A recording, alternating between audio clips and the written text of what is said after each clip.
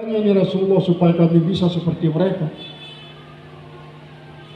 Akhirnya dikasih tahulah oleh Rasulullah, Abu Dzar Al-Ghifari, sampaikan saja nanti kepada para sahabat lain Abu Dzar, bahwa kalau ahlu dutur itu semua ketaatan yang ia lakukan akan dipergunakan untuk membayar kenikmatan dan kebahagiaan yang mereka dapatkan di dunia ini. Dalam arti pahala-pahala mereka beribadah itu bisa dikurangi dia dengan sebab dia dipakai untuk membayar kenikmatan. Nah, ini kan bedanya dengan apa yang dikatakan oleh beliau ini. Untuk membayar kenikmatan, sehingga akan jauh beda dengan kalian. Kalau kalian kan tak punya kenikmatan, tidak punya kebahagiaan secara finansial, maka apapun kebaikan-kebaikan yang kalian lakukan, semuanya tidak ada dipotong untuk membayar kenikmatan yang kalau memang kalian tidak pernah bahagia. Jadi tidak ada yang dipotong pahala kalian untuk membayar kebahagiaan dan kenikmatan itu. Nah, ini adalah apa yang disabdakan oleh Rasulullah kepada Abu Dzar Al-Ghifari. Kalau kita kaitkan dengan apa yang dikatakan oleh Imam Ghazali ini, maka seolah-olah bahwa semua kebahagiaan yang dialami oleh orang taat itu adalah merupakan mukadimah daripada kebahagiaan surgawinya. Seolah itu semua apa yang dialami.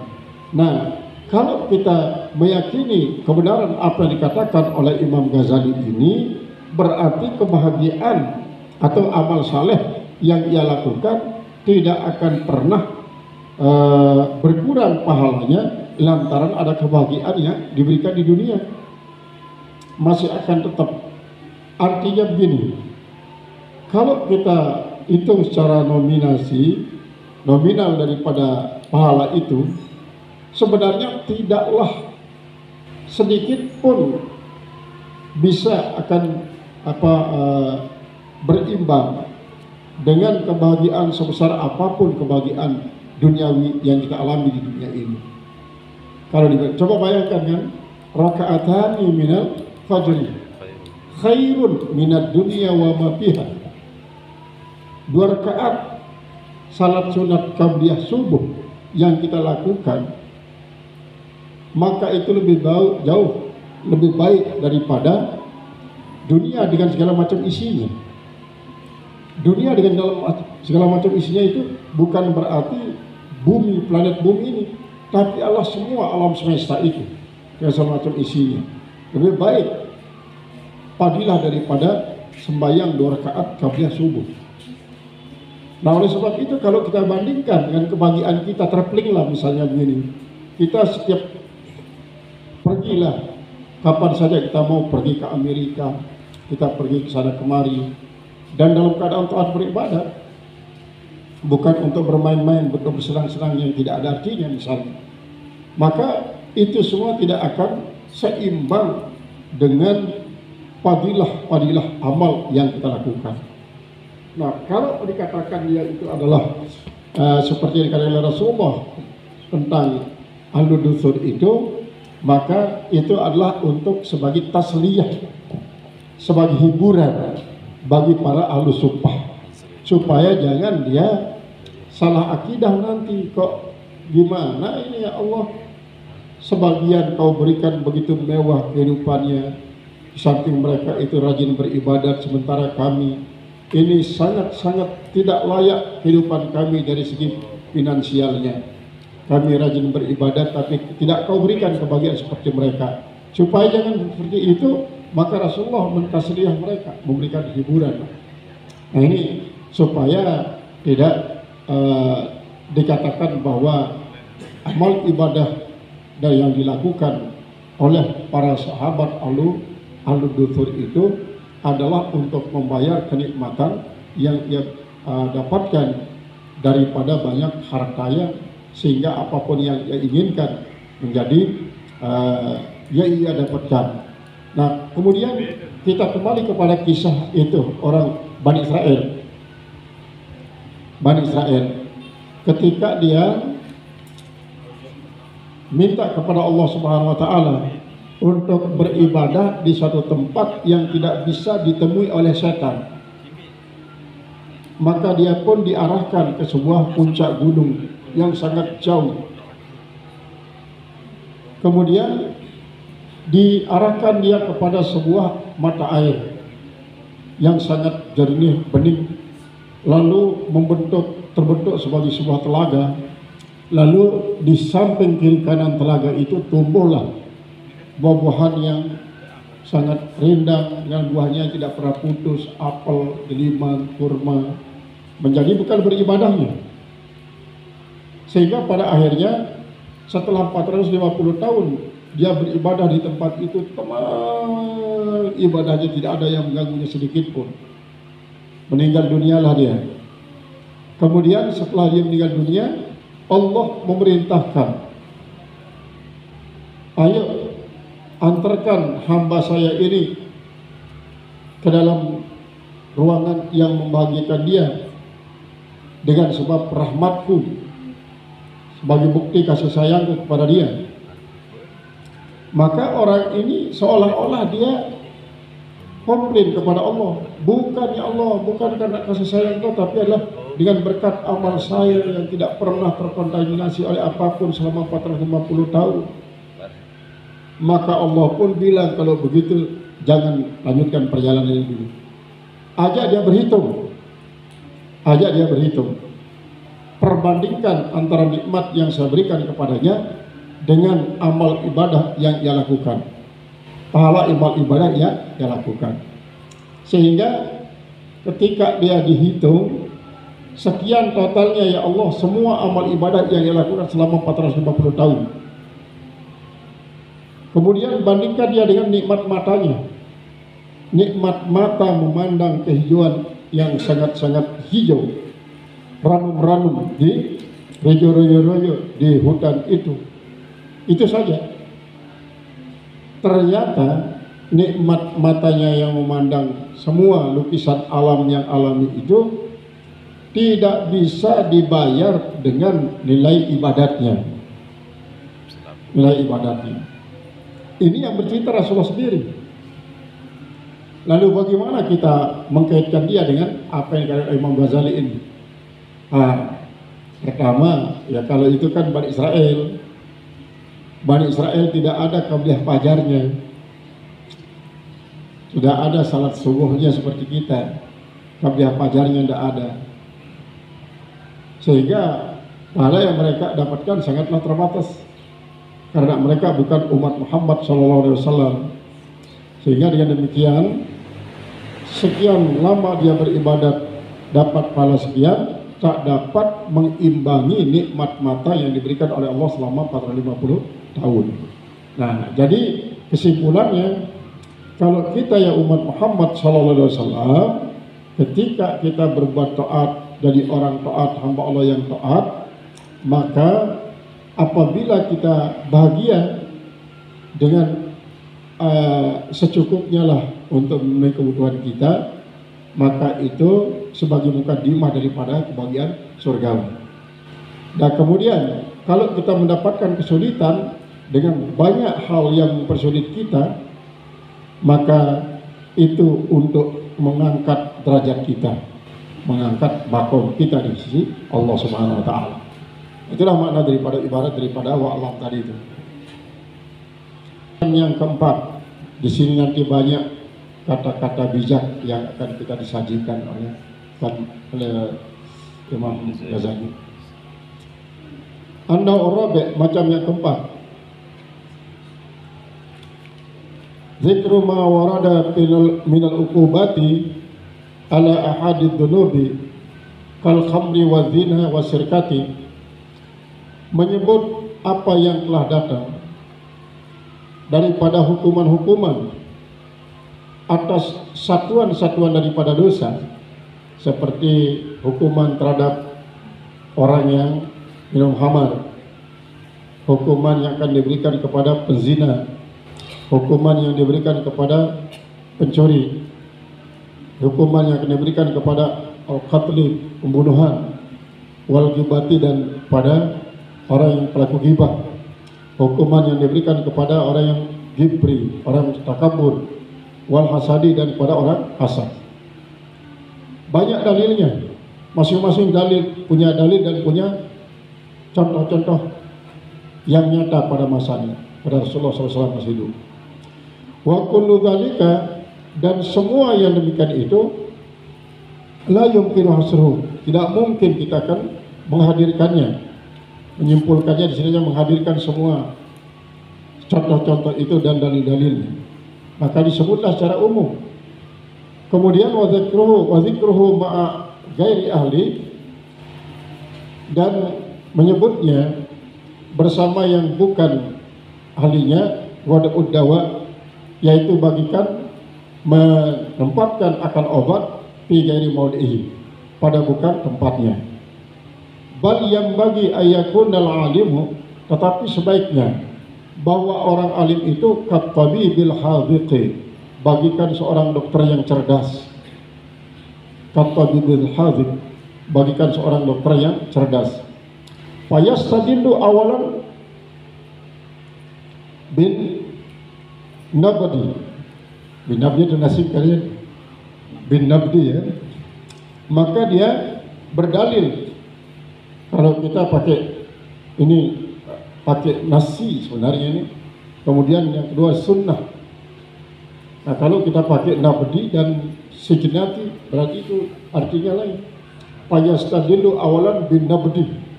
Nabdi itu artinya adalah dengan suatu fenomena alam. Wasijnati yang kedua adalah dengan penjara. Ya, penjara. Artinya yang pertama itu dan bencana alam, kemudian yang kedua dengan di penjara. Wa wujudil harakat, dan adanya gerakan-gerakan alal ilal, atas penyakit-penyakit al-batinah, yang batin. Wa yastaghilu bimu'alajah, lalu dia sibuk dengan mengobatinya. Artinya di sini kalau tabib yang cerdas itu, kata beliau di sini, betul dia nabdi ini, bukan nasihat. Jadi pertama dia mengetahui penyakit orang itu adalah dengan apa yang dialami, melihat para pasien. Nah, itu. Melihat para pasien. Oh, dia lihat begini, ini warna kulit wajahnya kuning, kemudian rambutnya mulai rontok, ini penyakitnya berarti ini. Ya sudah lihat, dia perkirakan begitu. Kemudian ini masih hipotesa, masih kesimpulan sementara. Barulah dia pakai as-sunnah. Nah, dia mengadakan apa istilahnya itu, diperiksa. Kemudian wajudil harakat, dan adanya gerakan-gerakan alat ilalil batinah, atas penyakit-penyakit yang batin. Wa yastagilu ilajnya, lalu barulah dia sibuk dengan mengobatinya. Nah, ini katanya seharusnya seorang yang alim, para ulama. Misalnya kita ambil segala contoh, ya. Kita ambil contoh dulu Al-Maqbulah Tuan Guru Nawawi, sering kita diikutkan oleh beliau untuk mengobati pasiennya lah. Dulu belum ada kendaraan seperti sekarang. Kita dijemput pakai Cidomo ke kampung-kampung di malam hari, listrik tidak ada. Tetapi beliau itu sebelum dia mengobati yang sakit itu, dia kontrak dulu. Dia kontrak pakai balon. Balon ini ditaruh di selah jari, induk jari dengan jari telunjuknya itu. Nah, di saat itu si pasien ini terus berteriak. Dia berteriak. Macam-macam lah teriakannya. Dari situ dia dapat menilai, oh ini adalah bukan penyakit medis, berarti adalah kiriman orang. Karena apa? Di saat dunia kita yang modern sekarang ini, jangan anggap sihir itu sudah laku. Justru semakin menjadi-jadi. Kemarin saya berbicara dengan ini teman yang suka refleksi itu, yang suka, dia dikasih tahu oleh para tokoh-tokoh share itu bahwa harga share itu mulai dari 500.000 sampai 500 juta, bahkan sampai semiliar. Itu tergantung daripada kebutuhan orang yang memesan dan tergantung daripada kelas orang yang akan jadi target. Oh, saya katakan kalau begitu berarti masih semakin menjadi-jadi, bahkan terorganisir, dia terorganisir secara sangat rapi, sangat rapi. Nah, itu sebagai salah satu contoh. Sehingga beliau itu Tuan Guru Nawawi Al-Maghfurlah, mudah-mudahan Allah memberikan rahmat maghfirah ambarzahnya. Jadi dia tahu ini penyakit medis dan non medis. Nah, ketika dia medis, ini obatnya. Ketika non medis, ini obatnya. Sehingga dengan demikian, maka dia pun dapat mengetahui. Kesimpulannya begini. Nah, barulah dari gerakan-gerakan secara refleksi yang dilahirkan oleh orang yang segitu sendiri, barulah dia nanti mulai untuk mengadakan pengobatan, sehingga dengan demikian ada kadang-kadang pengobatannya itu secara tepat, ada pengobatannya itu adalah secara meleset. Ketika dia tepat bisa diobati, sehingga pada ujungnya nanti dia akan dapat membantu orang itu untuk mengatasi penyakitnya. Nah, begitu juga para ulama. Para ulama wajib dia untuk mengetahui penyebab dosa yang dilakukan oleh si pendosa ini. Ada penyebab permanen yang sifatnya karakteristik tabiat. Ada yang non permanen. Yang non permanen itu sifatnya aridi. Sehingga dengan demikian yang permanen itu akan diatasi dengan cara ini, yang aridi itu diatasi dengan cara ini. Misalnya yang permanen itu begini ya, dia adalah seorang penjahat secara turun-temurun. Dia adalah penjahat, anak penjahat, cucu penjahat, baloknya penjahat terus sampai 7 keturunan. Dia adalah sebagai penjahat. Nah, ketika dia sudah menemukan semacam itu, dia harus mencari cara. Bagaimana cara untuk menghentikan rantai-rantai daripada kejahatan yang dilakukan secara turun-temurun ini agar terputus, sehingga nanti tidak orang tuanya, kakeknya, baloknya, mbeknya itu tidak mendapatkan saham daripada apa yang dilakukan oleh si pendosa ini. Karena kalau tidak demikian, itu kan masuk dalam kategori man sanna sunnatan sayyi'atan fa alaihi wizruha wa wizru man amila biha. Gitu. Jadi harus ada upaya. Nah, sedangkan yang aridi, yang non permanen, yaitu adalah orang yang karena ya ikut-ikutan pada dasarnya. Artinya begini, kalau dilihat dari segi nasab, dia adalah orang baik-baik.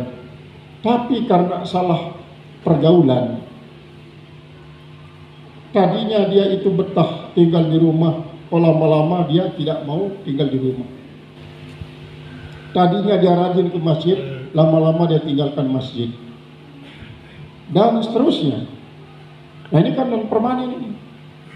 Nah, kalau dia memang sebagai pendosa karena salah pergaulan, maka bagaimana caranya untuk mengarahkan dia untuk meninggalkan dosa perbuatan yang dia dosa itu dengan cara memisahkan dia dengan teman-teman sepergaulannya. Bila perlu, dia dijadikan sebagai imam daripada teman-temannya untuk bertobat. Nah, itulah langkah-langkah daripada at-tabibul hadzik yang harus dijadikan sebagai contoh oleh siapa? Oleh orang alim. Apa katanya Imam itu? Tadi itu yang itu makanya ini teman yang bercerita sebagai dia justru ngontrak orang dari ini.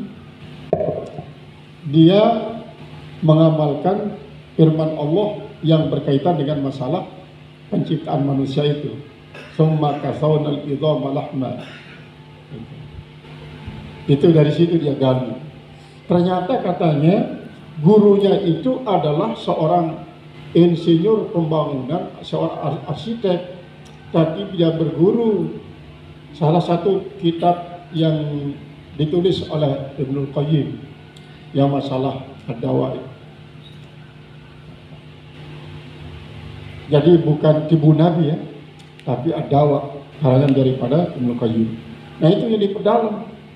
Nah, akhirnya dia bisa untuk mengetahui orang ini, oh dia mengatakan apa?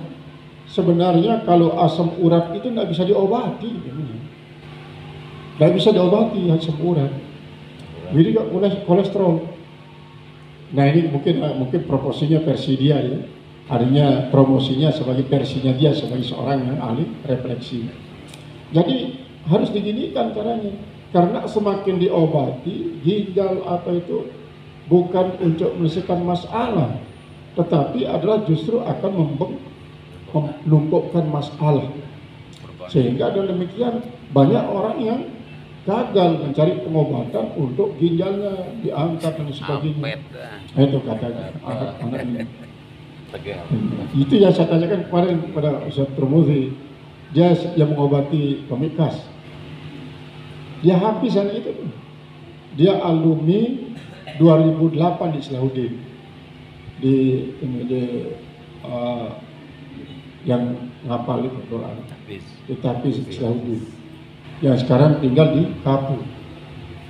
Nah, ini artinya sebagai satu contoh diberikan oleh Imam Ghazali pada kita bahwa seorang alim itu karena ini tidak hanya sekedar untuk nanti dilihat ada di sini ya, ada yang sifatnya pengobatan secara umum, ada pengobatan secara khusus. Pengobatan secara umum itu ya ceramah pengajian semacam ini kan.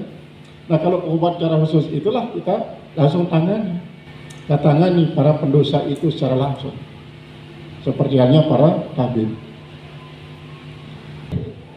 Sedikit-dikit dia minta kepada orang, sedikit-dikit dia minta kepada orang, menjadi beban orang lah. Pokoknya apapun permasalahannya dia minta kepada orang. Kadang-kadang untuk mendapatkan apa yang dia inginkan itu dia bikin alasan-alasan. Dan bikin alasan itu dan ini supaya orang sedih kepada dia lalu memberikan. Maka Rasulullah SAW memberikan dia peringatan kepada begini saja, kau berputus asa daripada apa yang kau minta dari orang lain. Artinya tidak usah kau harapkan manusia, tidak usah kau bergantung kepada manusia. Karena dia tahu orang ini adalah orang terlalu sering minta. Sering minta-minta padahal dia sahabat Rasulullah. Kemudian, jadi wajib kau berputus asa daripada apa yang ada di tangan orang lain. Artinya wajib kau memutuskan diri daripada minta-minta kepada orang lain. Tidak usah berharap kepada manusia. Kau harus berharap kepada Allah. Supaya apa? Supaya dia berhenti untuk menjadi beban orang lain, itu maksudnya. Mungkin kalau alasannya mungkin ini supaya dia bersedekah orang ini, karena dia kalau tidak dimintai tidak mau bersedekah, kalau tidak didatangi tidak mau bersedekah. Mungkin itu alasan bagi apa? Bagi orang yang mau beralasan misalnya. Tapi Rasulullah memandang dari sudut apa? Supaya jangan kamu tertindih di bawah terus. Harus al-yadul uliya khairum minal yadis sufla. Wa iyyaka wa ta'am. Kemudian kau harus takut menjadi orang loba. Fa innahul fakrul hadir. Maka sesungguhnya itulah merupakan satu pikiran yang hadir. Kenapa? Artinya kalau kamu terlalu roba kepada apa yang diberikan oleh orang, diberikan betis, mau paha, diberikan paha, mau pantat, diberikan pantat, mau pinggang dan seterusnya, diberikan hati, mau jantung. Nah itu adalah orang tamak. Keutamaan kamu itu sesungguhnya adalah kefakiran. Nah, itu. Kemudian wasalli salata muda ini. Kemudian salatlah kamu, salat yang disia-siakan. Apa katanya itu?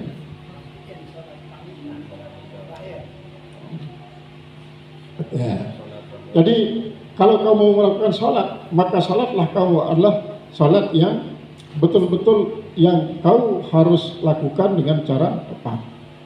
Kalau iyyaka wa ma ta'tadhiru minhum, dan kamu harus takut, hindari maksudnya, wa ma ya'tadhiru minhum, apa yang orang lain menjadi peralasan yang artinya begini, kalau kau lakukan sholat, maka sholatlah salat yang mungkin menurut orang tidak ringan melakukannya, atau dia selalu beralasan untuk melakukannya dengan alasan dan ini, lakukan kamu itu. Misalnya salat subuh, saat itu orang sangat senang tidur, apalagi dibawa oleh setan. Bahkan kan itu ada ceritakan satu riwayat bahwa orang yang senang tidur di waktu subuh padahal dia sudah tahu itu sesungguhnya telinganya dikencingi oleh setan, dikencingi telinganya. Kalau sudah telinganya, bahkan juga dia diberikan minum kencing setan. Itu kamu lakukan itu. Karena apa? Dia diketahui orang ini adalah orang yang malas sholat. Orang yang malas sholat. Wa qala rajulun li Muhammad bin Wasi', dan telah bertanya seorang bagi Muhammad bin Wasi', orang sahabat ini sebenarnya. Jadi Muhammad bin Wasi' bukan Muhammad Al-Fatih At-Turki, tapi Muhammad bin Wasi' ini adalah salah seorang sahabat yang tubuhnya kurus. Tubuhnya kurus. Kemudian dia tinggi. Dia kurus tinggi. Tapi ketika dia ngamuk di medan perang, itu bagikan wayang. Si Muhammad Wasi' ini. Dia tidak pernah takut dengan musuh sebesar apapun dan berapapun banyaknya. Dia betul-betul bagikan belut. Muhammad Wasi' ini salah seorang sahabat itu bagikan belut dia. Begitu dia cepat menghindar daripada pukulan lawannya, dan begitu cepat untuk masukkan pukulan kepada musuh-musuhnya, sehingga tidak pernah dia mengalami kekalahan di medan perang. Apa kata orang bertanya kepada Muhammad Al-Wasi'? Ausini, coba kau berikan pesan kepada saya. Faqala, maka beliau berkata, usika antakuna malakan fid dunya wal akhirah. Aku berpesan kepada engkau agar kau menjadi malaikat di dunia dan akhirat. Qala, lalu orang itu berkata, wah kaifali bidzalik, bagaimana bagiku seperti itu, bagaimana mungkin? Qala ilzamiz zuhda fid dunya, lazimkanlah olehmu zahid di dunia. Jadi ada sebagian mengatakan malikan, raja. Jadi kau raja di dunia di akhirat. Bagaimana caranya? Zahid. Zahid. Karena apa? Di dalam banyak makalah kan tentang zahid ini. Izhad bima iyadin nas takun agnan nas. Maka zahidlah kamu dengan apa yang ada di tangan orang, niscaya kau menjadi orang yang paling kaya daripada orang-orang lain. Jadi ilzami zuhda di dunia, lazimkanlah olehmu kan zahid di dunia. Jadi kembali kepada salah satu definisi zuhud itu ya, yaitu faraghu qalbin mimma siwallahi laisa bi faraghi yadin, mengosongkan akan hati daripada selain Allah, tapi tidak pernah mengosongkan tangan dari karya. Silahkan berkarya, silahkan berkarya. Jadi tetapi apa yang ada dalam hati kita itu tidak pernah terpengaruh oleh hasil karya. Artinya kalau karya kita itu sukses, tidak akan membuat kita menjadi bangga kepada hasil karya kita, tapi kita bangga kepada Allah. Ketika kita tidak gagal, ketika kita gagal, tidak pernah berputus asa dengan kegagalan itu, tetapi kita justru memanage dia menjadi suatu yang sangat agung. Inilah cara Allah mencintai saya. Cara Allah mencintai saya. Sehingga dengan demikian orang zahid sekalipun makom zuhada itu setingkat lebih bawah daripada tingkat arifin. Karena kalau zuhada itu kadang-kadang ilmunya kurang, tidak bisa mensiasati sesuatu sehingga dia sangat masih dimiliki oleh dihinggapi oleh rasa khaufun dan hazanun. Kalau zuhada. Tapi kalau arifin la khaufun alaihim walau yazalun. Lalu paka'annahu sallallahu alaihi wasallam, maka seolah-olah Rasulullah sallallahu alaihi wasallam tawassama fisailil awal, dia dapat mengetahui pada penanya yang pertama. Lalu setelah itu apa ya Rasulullah? Jangan berbohong, karena diketahui ini pembohong. Jangan berbohong. Jadi Rasulullah tahu dari firasat orang ini bahwa dia seorang pembohong. Dia tahu sebagai seorang pemarah, karakternya pemarah. Oh, berarti yang namanya sifat marah itu bisa diatasi. Sekalipun merupakan karakter bisa kalau kita mujahadah, karena itu merupakan penyakit juga. Syahwat gadab itu, syahwat gadab penyakit, karena dia juga syahwat gadab ini tergantung dari temperamental itu termasuk karakter tabiat, tetapi bisa diatasi. Nah, paling tidak seperti yang dikatakan oleh Rasulullah SAW bahwa jangan sampai melampiaskan syahwat gadab dalam tindakan-tindakan yang merugikan. Misalnya kan begini, kita marah di rumah. Seperti ada ceritanya kan orang marah itu, dia marah kepada istrinya, kemudian dia ambil 2 lusin piring istrinya, diambilkan dulu. Kalau dulu itu dendeng ya, anak kalu itu, anak kalu jadi dibuka pakai nepung. Dulu kan kalau lebaran, rame itu, rame, setiap rumah tangga orang nepung. Jadi suara tepung itu kayak bardawil ya. Sana tung, di sana ting, di sana tang tung, tang ting tung, tang ting tung itu. Nah, itu dipergunakan, diambil langsung, direbut anak alu dari istrinya itu, dipergunakan untuk menumbuk itu piring yang 2 lusin, remuk semuanya. Tidak cukup dengan itu juga, tidak cukup. Tapi dia pegang pintu rumahnya, dia ampes sampai pecah pintu rumah itu. Barulah terlampiaskan. Begitu terlampiaskan, dia menyesal. Dia menyesal. Ini istri saya dapat piring 2 lusin karena mindring. Karena mindring katanya. Dia nyesel, dia lihat pintu rumahnya. Ini pintu rumah saya pasang kemarin, ini pun masih berutang. Baru dia menyesal. Nah, baru dia menyesal. Itu masih mendingan. Ada penyesalan. Karena biasanya kan begitu. Yang namanya ghadab, syahwat gadab itu kalau tidak dilampiaskan akan membeku di dalam hati. Nah, sekarang jangan seperti itu cara, artinya untuk melebur kebekuan ini jangan dizahirkan. Tapi ada upaya-upaya di dalam kitab Imam Ghazali kan ada. Kalau kita marah waktu berdiri, cobalah duduk. Kalau kita masih marah pada saat duduk, cobalah tidur. Kalau masih marah pada saat tidur, ambil cermin. Lihat muka kita yang marah itu menyenangkan atau tidak. Akhirnya kita malu. Lalu kalau itu juga tidak bisa, coba ambil air wudhu. Karena al-ghadabu minasyaiton wa syaitonu minan nar. Karena marah itu berasal dari setan, setan daripada api. Coba wudhu. Nah, setelah wudhu, cobalah salat. Ini cara mengatasinya, bukan dengan cara melampiaskannya itu. Karena kalau melampiaskannya berarti itulah ghadab yang sesungguhnya. Tapi kalau tidak dilampiaskan, namun kita bisa atasi cara semacam itu, maka nanti inilah yang dimaksudkan oleh sabda Rasulullah, laisa syadidu bisur'ah wa innamas syadidu may yamliku nafsahu indal ghadab itu. Bukanlah dikatakan orang kuat kalau dia sangat cepat membanting lawannya, tapi Orang kuat itu adalah orang yang mampu mengendalikan dirinya ketika dia marah. Gitu. Nah, kalau tidak begitu, coba ucapkan A'udzubillahi minasyaitonirrajim.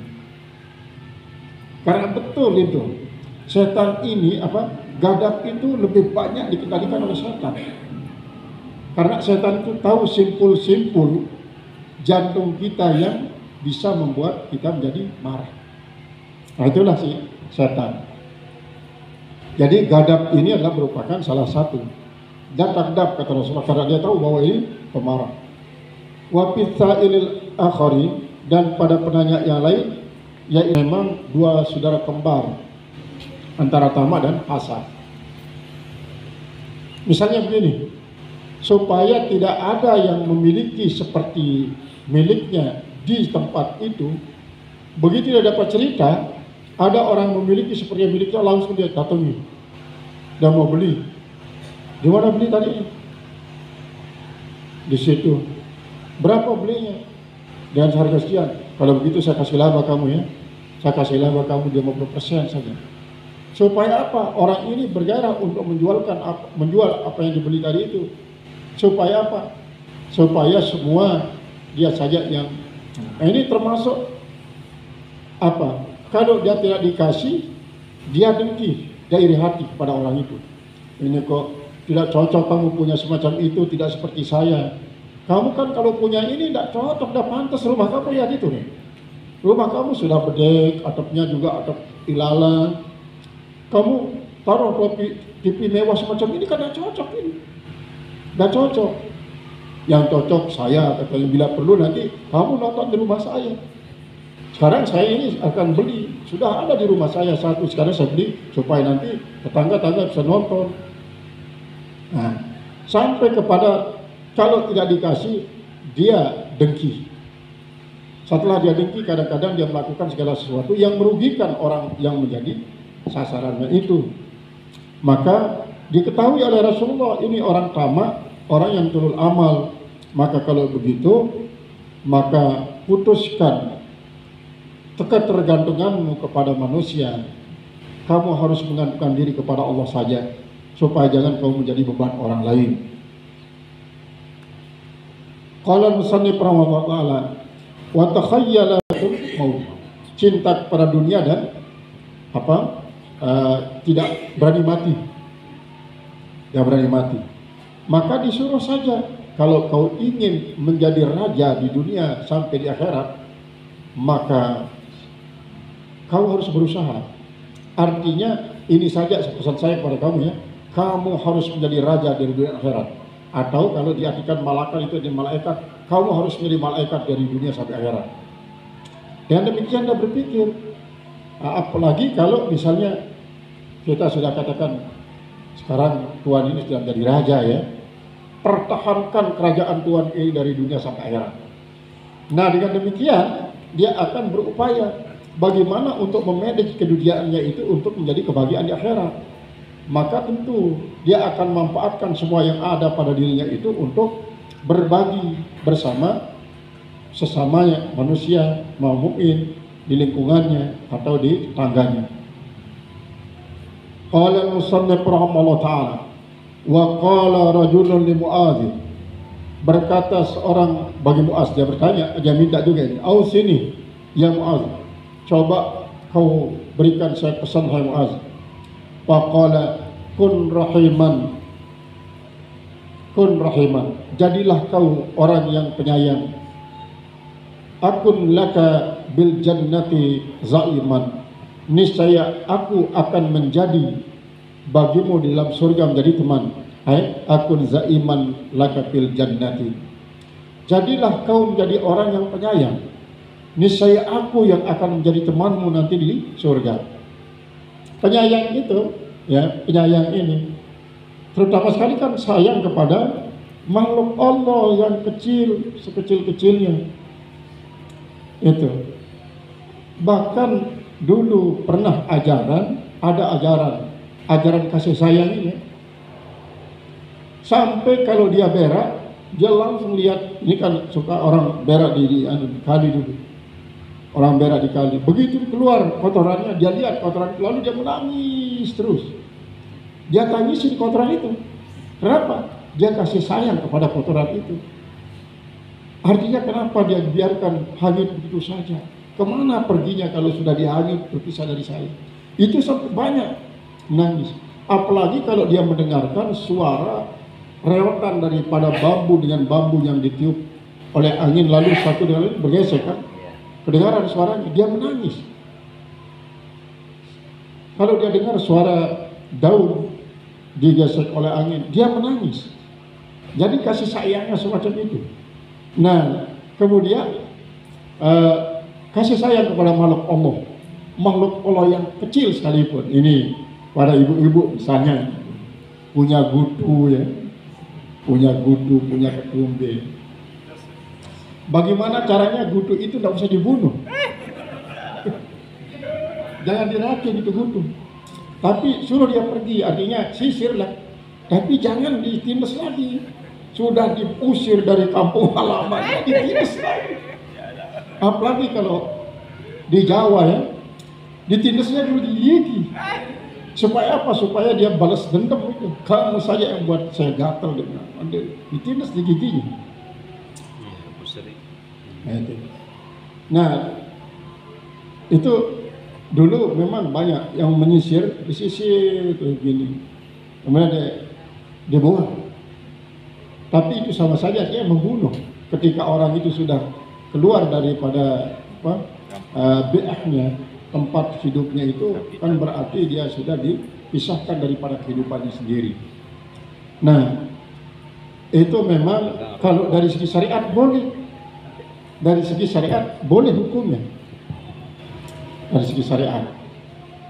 Tetapi kalau untuk meningkatkan makom sulit, bisa jadikan telan. Bisa jadikan telan. Tuan Guru Muhsinin, dia seekor gegeti saja tidak berani diusir dari rumahnya. Dia biarkan banyak sekali gegeti dalam rumah. Bahkan ada keluarga kita tidak berani dia menyapu menyapu pasir-pasir yang dikeluarkan oleh semut. Dia biarkan dia. Kalau ada yang menyapunya, dia terus nangis. Kenapa kok ini disingkirkan rumah semut ini? Begitu kasih sayangnya, tidak berani. Nah, ini adalah karena apa? Karena rasa kasih sayang. Karena memang begitu. Jadi kan Imam Ghazali ceritakan bahwa salah satu daripada sahabat daripada Imam Ghazali, dia mukasyafah bertemu dengan Imam Ghazali setelah beliau meninggal. Tuhan, gimana keadaan sekarang? Alhamdulillah semua amal saleh diterima, kesalahan-kesalahan diampuni. Terus saya didirikan di depan Allah. Allah senang melihat saya berdiri. Lalu Allah bertanya kepada saya, dia bilang, Muhammad, apa yang menyebabkan saya senang melihat kau berdiri di depan saya? Kan amal saleh saya banyak ya Allah, dosa saya tidak ada. Karangan saya banyak. Enggak.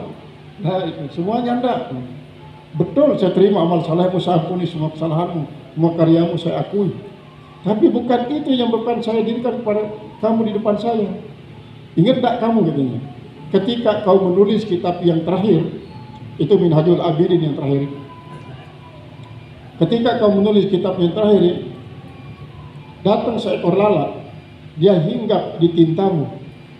Kau biarkan lalat itu minum sampai puas, baru dia pergi. Baru setelah itu kau ambil tinta untuk melanjutkan tulisan kitabmu itu. Itu yang menyebabkan saya mendirikan kamu di depan. Umar bin Khattab juga digitukan oleh Allah Subhanahu wa taala. Ketika dia pada satu saat Umar bin Khattab pergi patroli, dia melihat orang anak kecil, dia mengikat kaki seekor burung merpati. Lalu seekor burung merpati ini ditariklah, digeret oleh anak tersebut. Langsung Umar bin Khattab turun. Nah, kau mau jual ini burung, kalau kau mau jual dia dengan harga 1 dinar, saya beli dengan harga 5 dinar. Karena itu senang dia, saya beli. Begitu dia terima oleh Umar bin Khattab, dia kasihan kepada burung itu. Dia kasihan. Kalau dibuka ikatnya dilepaskan. Yo, orang ini gila, kenapa dia beli harga mahal, dilepaskan itu burung? Seharusnya dia pelihara di rumah untuk dikembangbiakkan, kenapa kok dilepas? Nah, ketika Umar bin Khattab berada di alam barzakh dan diintip oleh Imam Ghazali, oleh Ali bin Abi Thalib yang mengintip dia, masih tidak beliau itu keras seperti kerasnya di dunia terhadap Munkar dan Nakir. Dah keras. Ternyata menurut pengamatan dari mukasafahnya Imam Ali bin Abi Thalib, dia keras di hadapan Munkar dan Nakir. Sampai dibilang apa oleh Allah Ta'ala kepada Munkar dan Nakir, jangan keras-keras tanya orang itu adalah kekasih daripada kekasihku, orang yang dicintai, paling dicintai oleh orang yang saya paling cintai. Lalu dikatakan kepadanya, kenapa hal itu saya melakukan kepada kamu? Adalah karena kamu kasih sayang kepada seekor burung. Lalu bagaimana bukti kasih sayang kita? Apakah kita kerangkeng, kasih makan, atau kita lepaskan? Ini kan ada yang beli kecil 50 juta. 50 juta dibeli kecil. Apakah dia dengan dikasih makan minum itu berarti menunjukkan kasih sayangnya atau cara dilepas? Jadi membiarkan dia bebas berkeliaran tanpa diganggu sedikit pun, itu termasuk cara daripada membahagiakan menunjukkan kasih sayang. Kecuali kalau memang sudah tidak ada dimakan di sana kemari, dia cari makan di sana kemari, kita selamatkan dia dengan cara kasih makan. Nanti kalau sudah banyak makanannya di alam terbuka, lepas dia. Nah, itu kasih sayang. Jadi Ibrahim bin Adham, berkata seorang laki-laki bagi Ibrahim bin Adham, "Ausini, Tuhan, coba kau pesan saya." Faqala iyyaka wan nasa, takut kau kepada manusia. Wa alaika bin nasi, tapi wajiblah kau selalu bersama manusia. Wala budda minan nasi, tak boleh tidak kau masuk dalam kategori manusia, artinya kau menjadi sebagian daripada manusia. Fa innan nasa hamun nasi, maka sesungguhnya humun nasi ini, maka sesungguhnya manusia mereka adalah manusia. Walaisa kullun nasi bin nasi, dan tidak semua manusia menjadi manusia. Zahaban nasu wa baqiyan nas. Telah hilang kemanusiaan, maka tinggal manusia-manusiaan, orang-orangan. Jadi nas-nas itu orang-orangan. Wa ma arahum bin nasi, dan saya tidak melihat mereka itu sebagai manusia. Bal gasamu fi ma'il ya'si, tapi mereka itulah orang-orang yang sudah tenggelam di air keputusasaan. Nah, ini kalau di Sasak, di Sasak itu ada 4 macam. Pertama, dengan ni jadi dengan, dia jadi dengan. Si kedua, dengan ni bau jadi dengan. Sak ketelu, dengan ni jadi dengan. Sak keempat, dengan ni wah jadi dengan. Lamun bahasa Sela, namun jadi dengan ni berarti wah jauh hubungan. Padahal maksudnya adalah pertama, dengan ni jadi dengan. Artinya adalah orang ini tidak akan bisa menjadi manusia yang sesungguhnya. Dia akan terus sampai meninggal dunia, sifat hayawan, sifat bahimah itu akan tetap. Yang kedua, dengan ni gena jadi dengan. Dengan ni gena jadi dengan. Orang ini akan bisa menjadi orang, jadi manusia, dengan cara melakukan pembelajaran. Kemudian saat ketelu, dengan ni gena jadi dengan. gene jadi dengan. Nah, dia sudah berproses untuk sampai kepada manusia yang sebenarnya. Nah, kalau mengatakan dengannya wajari dengannya wajari dengan, berarti orang ini sudah jadi manusia, jadi orang yang sesungguhnya. Orang ini sudah menjadi orang yang sesungguhnya. Nah, ini artinya adalah apa yang dikatakan oleh Ibrahim bin Adham. Ibrahim bin Adham ini seorang raja yang mendapatkan hudan dari seekor burung gagak. Beliau terkenal raja yang diraja, tapi sedikit karakternya agak takabur, ingin mempertahankan segala sesuatunya dengan